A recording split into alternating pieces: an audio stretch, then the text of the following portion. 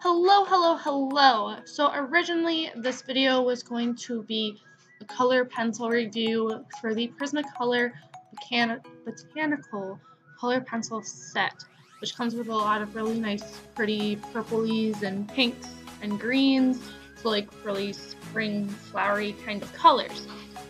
So I designed this little girl, I guess, that has like flowers over her shoulder and everything. But the coloring part of this video is lost. So the only footage I can find is my initial sketching process and my line art process. So I'm a little bummed about that, but we're still gonna have a lot of fun, discussing what we do have and what not.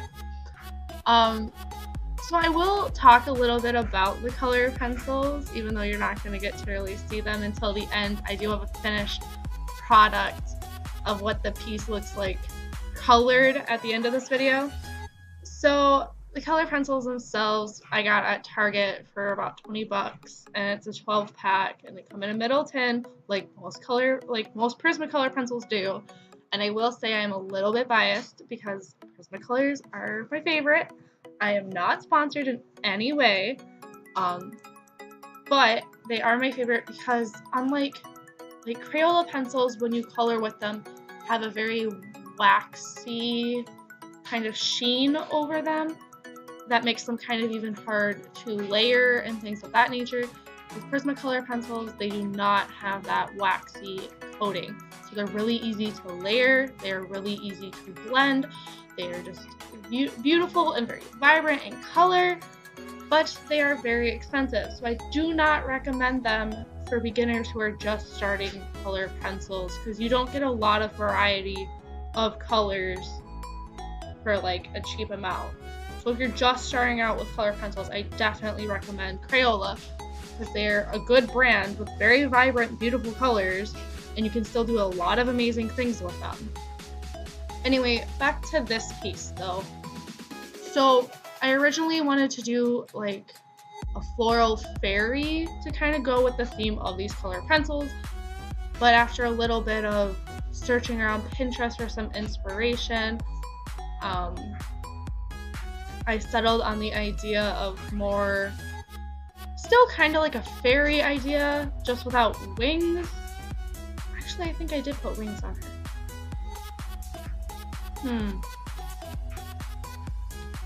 Okay, well, still more of like a fairy idea, but more of an adult, more realistic fairy versus like an illustration or more cartoony. So I did take a more realistic approach to this, especially with the crazy colors that I was given, because there's no actual like straight up skin tone to this pack because it's not really made for that kind of thing. I will be doing a different review than of these color pencils since the footage is gone.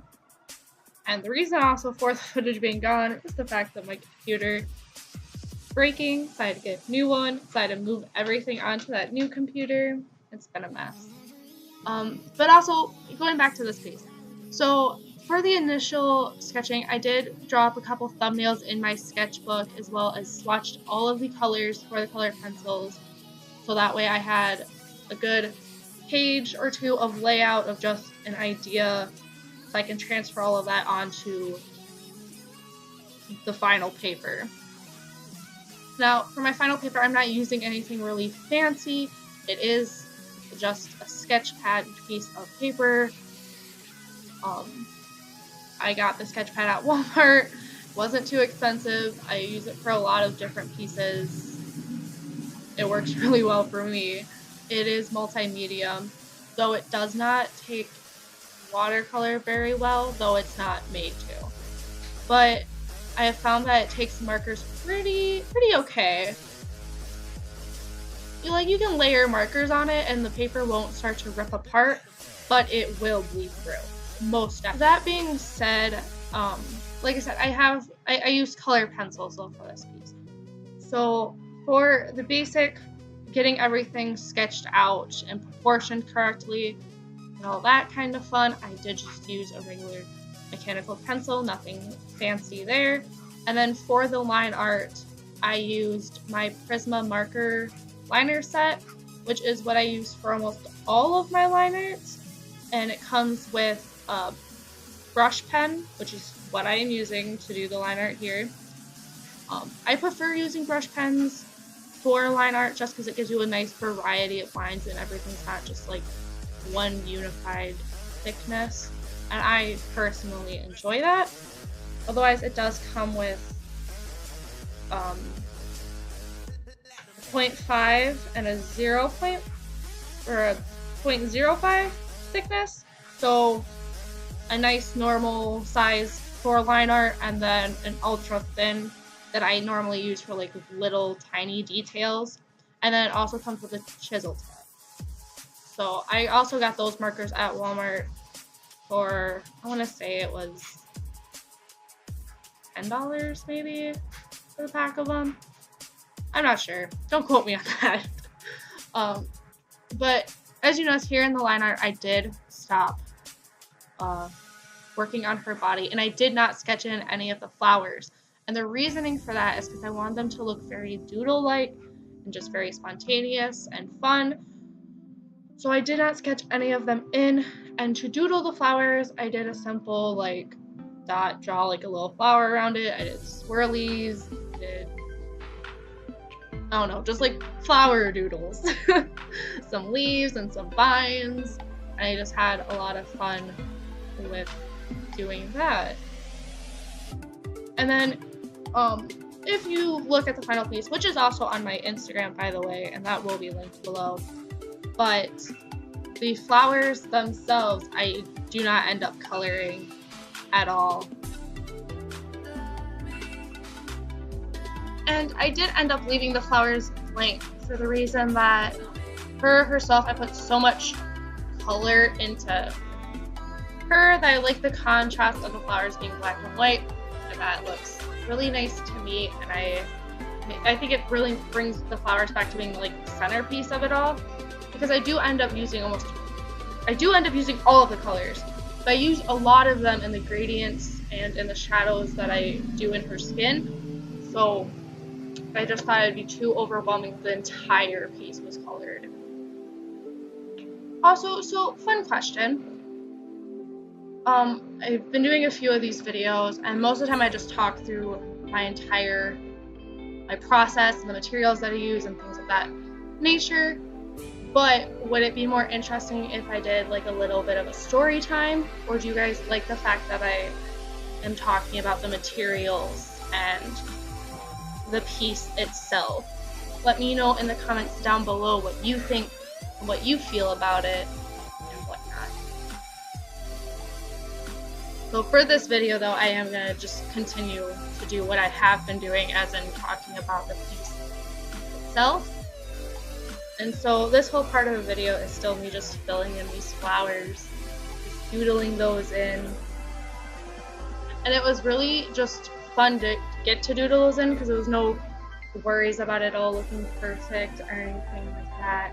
It's just fun little doodles, and we all cover up each other, so it's not really like it matters if one ends up messed up or anything like that. In my sketchbook, when I did this flower idea, you can see this weird little S shape in the corner of my sketchbook, and that is the little flowers. Like before, I never had put them on her beforehand, so this is the first time I'm actually getting to see them draped over her shoulder, which is really nice and exciting, and I'm so happy with the way that it turned out. I think if I had to do one thing different though about this piece is I'd make the flowers bigger, because they are very small, like detailed pieces, but I would have liked to have made them a little bit bigger so I could have draped them down her body more, like behind her a little bit more, and so that way you could see them that way. Also, that way it wouldn't have been so time consuming, but overall I'm really, really happy with this piece.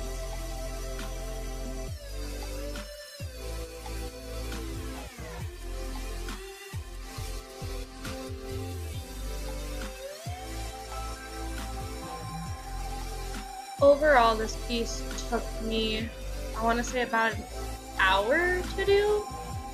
Maybe just the line art and the flowers and everything took me about an hour, and then about another half an hour to an hour to color it all, which is pretty normal for most of the pieces that I do, as it normally takes me about 2 hours.